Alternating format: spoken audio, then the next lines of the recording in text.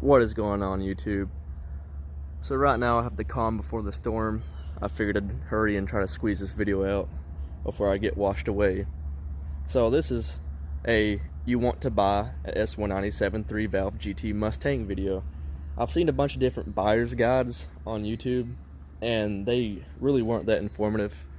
So I figured I'd go ahead and give my own spin since I've done this kind of thing with other cars. And generally what I like to do is kind of go over flaws of the specific vehicle itself and the engine and just things you really need to watch out for in general when you're going out to buy one of these cars. So first and foremost, one of the things with this car that you need to look out for, as with any other car, is just check the oil. These cars are really wonky with their cam phasers. The plastic pieces, like the chain tensioners and stuff, they're all plastic, and when people don't really maintain the oil in these things, I'm talking like people neglecting oil changes and like 9,000 plus oil change intervals can really affect the plastic. It just lets them break down, and when those break down, that's not good, because that plastic's going to go in your motor. And another thing it can do, it can affect your cam phasers, which they adjust the timing and stuff on these engines, and when they start acting wonky, you can really start having major issues. Of course, the timing will be affected, and eventually they can just completely lock out and pretty much grenade your motor. They usually make like a pecking sound, ticking sound. There's different videos out there like you can watch, and they're pretty informative. They really like help you understand what the sound is. That's just one thing you really need to look out for. If the previous owner seems like he's pretty mechanically inclined, then it shouldn't be an issue. But you can buy one of these cars off an old lady that just has driven the car, probably not hard, and you might think that's a good thing, but no, it doesn't matter if these cars have been driven hard or not. They just have to be maintained. The oil has to be changed on time, because like I said, it can affect that plastic and the chain tensioner guides, and it can really affect those cam phasers. And those are two things that really just pretty much destroy these engines. So oil, and that's with any car, that is the heartbeat of your engine. So just make sure this thing has been well maintained, and I'll show you some tips that can kind of help you understand like if a car has been maintained or not as far as oil changes go. So one thing you can do when you're looking at the car is try to get a flashlight or something and look inside the valve covers, and if the oil on the metal right there, if you can see, I think that's the cam phaser we're looking at right there. You can see it looks clean. The oil is golden looking. This cap doesn't have any weird discoloration or anything like that as far as head gaskets go. You get this weird foamy green looking stuff. But as long as everything looks nice and gold, that means the oil has been changed pretty regularly.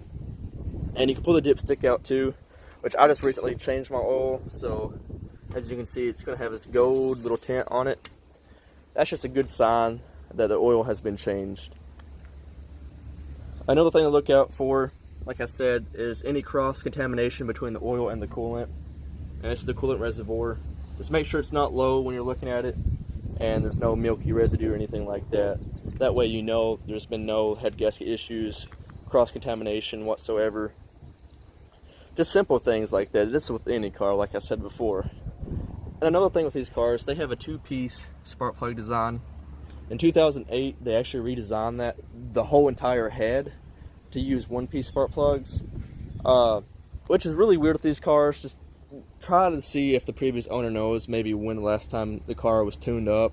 That way you kind of have a general idea of how much longer you have on these plugs.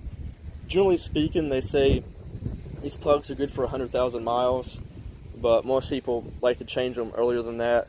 That way there's no chance of corrosion or anything building up in the spark plug wells, because these things do tend to break, and when they break, you have to have a special tool that can actually extract them out.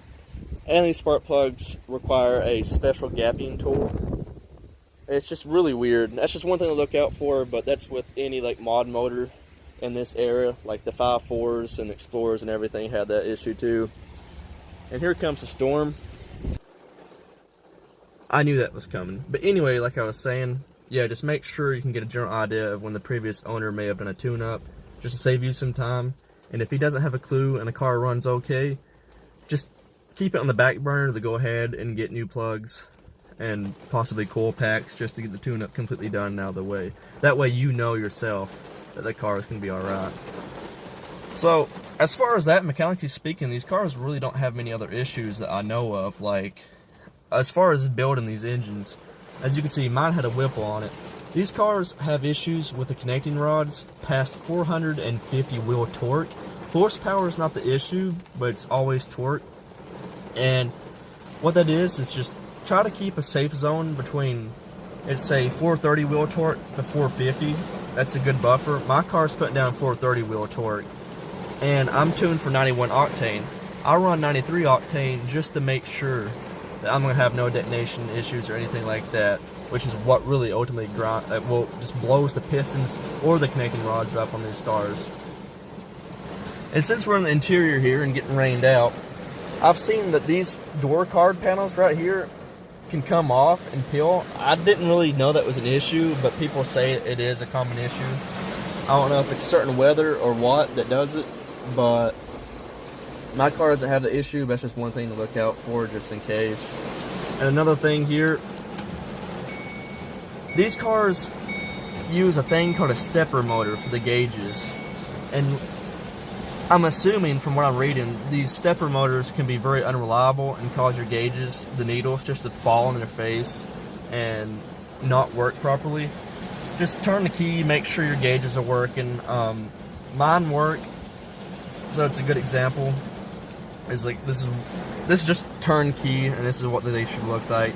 Of course, when the car is running, my oil pressure will actually be past the halfway mark, going towards the high mark. And that's just how you know that the oil pressure gauge is working.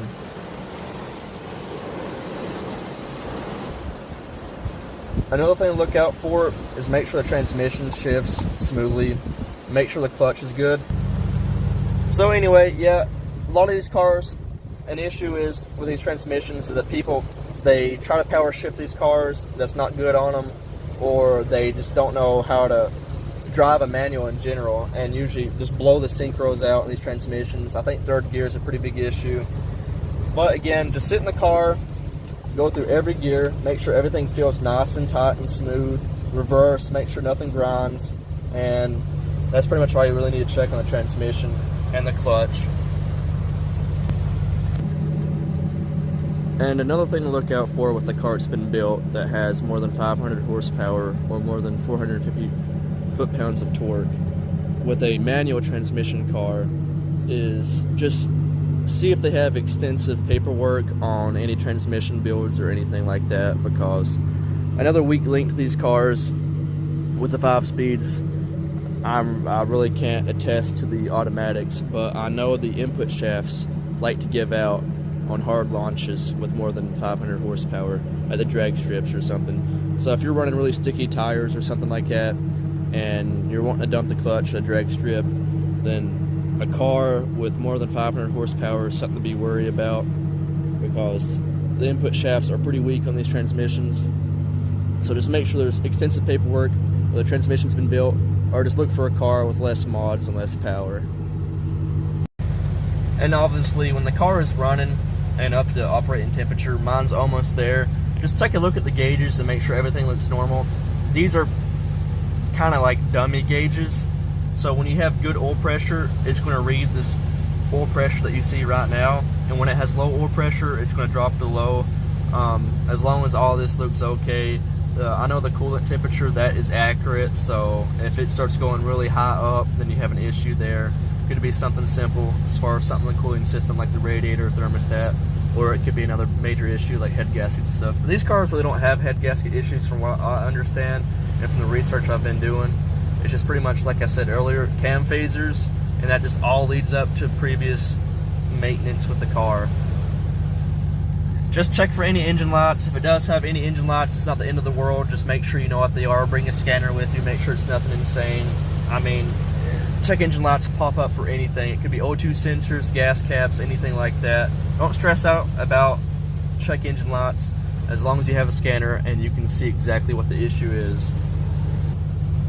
And of course, with any car that you're looking at, obviously you're going to take it out for a road test. Just make sure everything works, lights, brakes, all that good stuff. These are considered sports cars, pony cars, muscle cars, or whatever you want to classify it. So they usually do get in the hands of some people that really do not take care of them as far as aspect of, they like doing clutch dumps, racing these cars, stuff like that, take it to the track and stuff. And like I said earlier, that's pretty common with these cars, but it's not the end of the world. It's not a death sentence for these cars to be beat on, because they are built to be raced and ragged on. So as long as they've been maintained and everything checks out, like I said, as far as the brakes and everything gauge-wise looks good and safe, and it's really nothing to worry about. But, you know, again, when you drive the car, just feel for anything out of the ordinary. Any engine or vibrations, anything like that, transmission vibrations. When you drive the car, keep your hand on the gear shifter when you're changing gears and hold your hand there. You can usually feel some transmission input through your hand. And if it feels like it's grinding or any real rough hesitation going into gear, that's going to be a synchro issue, or it could be anything as far as like a really heavily abused transmission issue.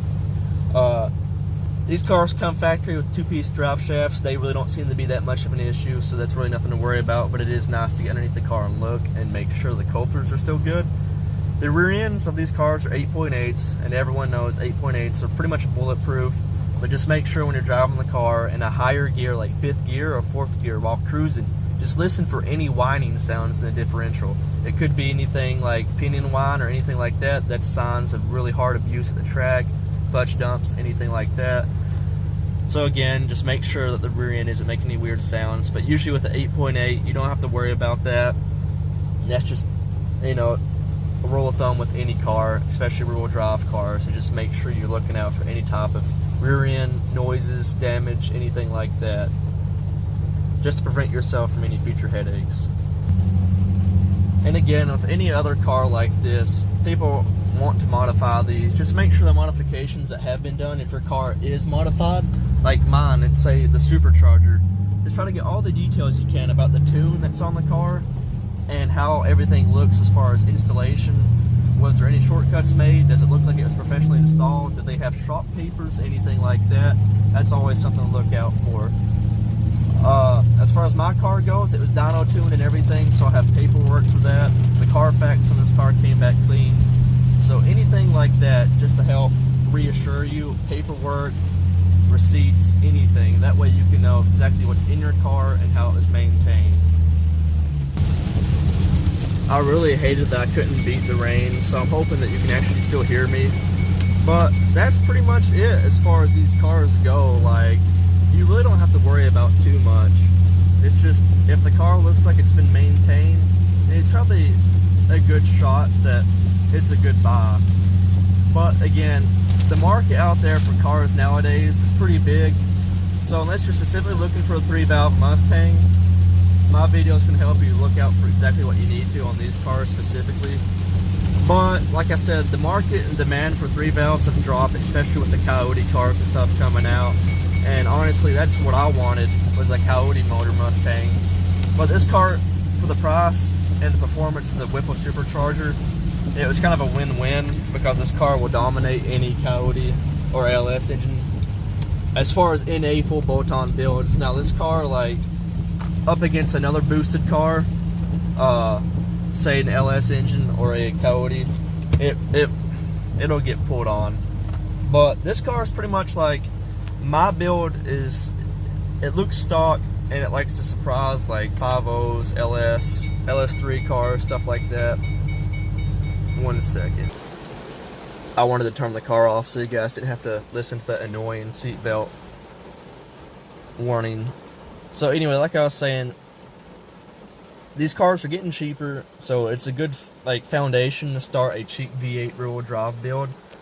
So if you want another car out there that's like in the price range of these cars, I'm saying LS cars, there's plenty of aftermarket support. It takes less money to get an LS motor to perform the way they do versus a 3-valve. A 3-valve engine is just generally like a weak platform to begin on. I'm not trying to hate on this car. I mean, I love this car. but I'm just saying the 5.0 and LS platforms are a better beginning platform for something that you actually want to be fast and reliable. These cars can be fast and reliable, but it takes a little bit more to get them to that point versus a Coyote or a LS engine. So, but if you're in the market and a 3-valve fits in your budget, then there's really nothing wrong with them. If you're not trying to make a high horsepower build, you just want something nice, that sounds great, 3-valves sound amazing, then there's nothing wrong with a 3-valve. I love the way they look. I like the way the interiors are set up.